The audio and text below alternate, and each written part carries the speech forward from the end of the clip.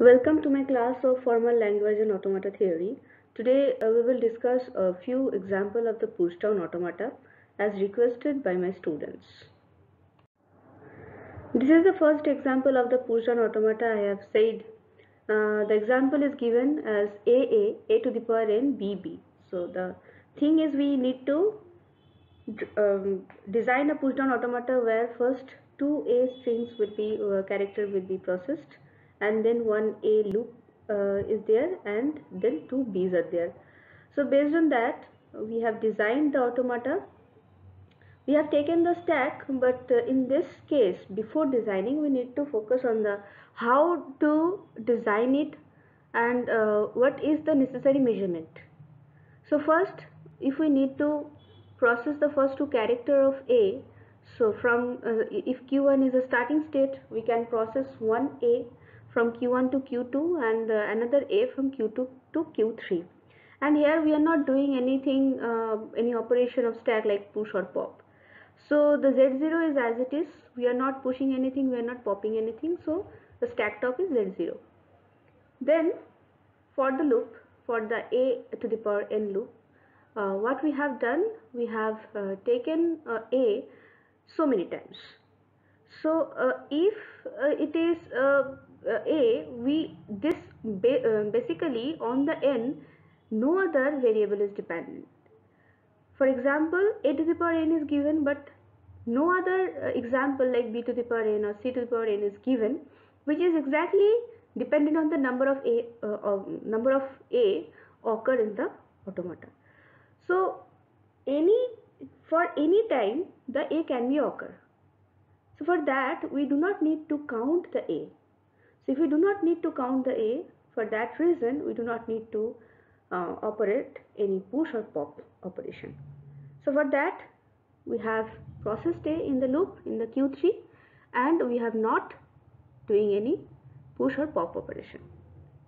And then two b's are there, so 2b we have processed by not using any push and pop operation. So this is a simple example of automata which could be designed by normal automata only, but how to design it using the push down automata, that I have shown.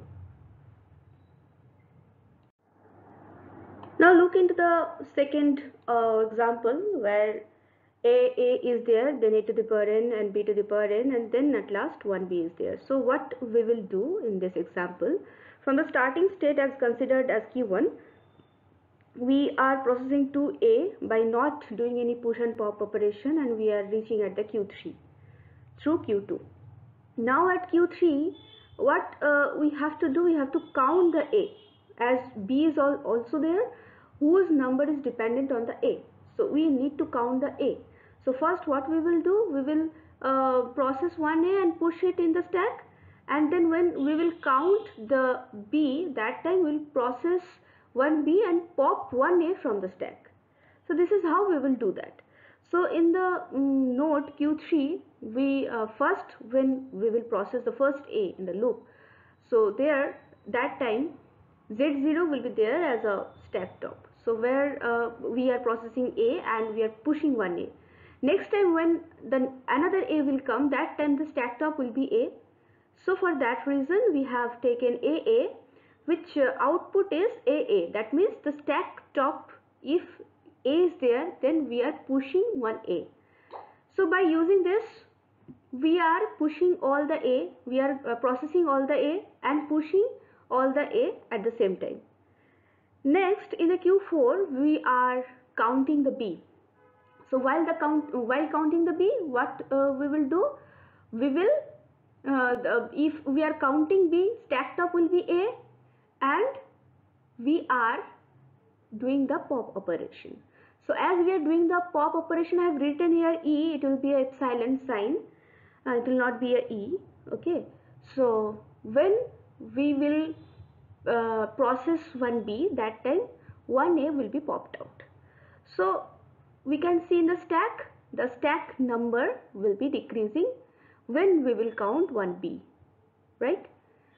So at last, when all the a's will be popped out, that means right now the B and all the B and all the A are counted as same number, right?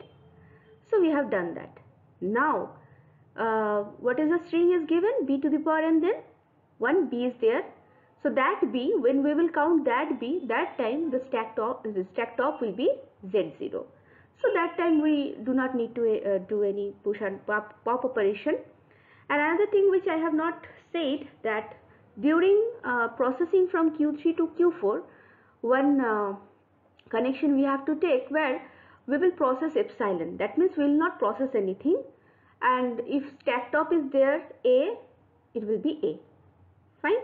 So one thing I have forgotten to write, if no A and no B, I mean if n is equals to 0, that time this epsilon, the stack top can be Z0. So another thing will be there, epsilon Z0 and Z0.